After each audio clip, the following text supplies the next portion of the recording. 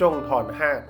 ข้อที่3 5 ขั้น 2 ของ 5,476 ก่อนอื่นเราตั้งบังเลขเพื่อถอนหากคือ 5 4 7 6เราอยากถอนหากขั้น 2 ก่อนอื่นให้เราแบ่งกลุ่มตัวเลขจากขวาหาซ้ายจำนวน2ตัวเลขเราจึงได้2กลุ่มคือ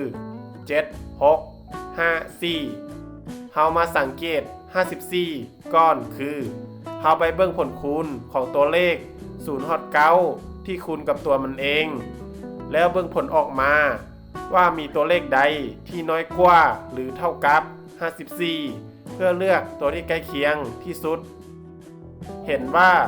49น้อยกว่าหรือเท่ากับ54เรานำมาใส่คือ7คูณ7เท่า49แสดงว่าเราใส่7ฉะนั้นก่อนอื่นเราเติม7ใส่ก่อน7คูณ7เท่า49เราเขียน49 54ลบ49เท่า5ต่อมาเรายับ7 6ลงมาจึงได้576ต่อมาเรานำ7ที่ได้มาเอาไปคูณให้2 7คูณ2เท่า14เรานำ14ที่ได้มาไปต่อใส่ตัวเลข0 ฮอด 9ที่คูณกับตัวมันเองแล้วเบิ่งผลออกมาว่ามีตัวเลขใดที่น้อยกว่าหรือเท่ากับ576เพื่อเลือกตัวที่ใกล้เคียงที่สุดเห็นว่า576เท่ากับ576เราจึงนำไส้144คูณ4เท่า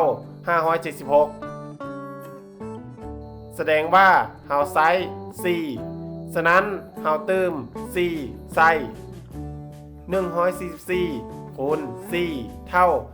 576เราเขียน576ลบ576เท่า0เห็นว่าถอนหักได้แล้วฉะนั้น5ขั้น 2 ของ 5,476 เท่ากับ74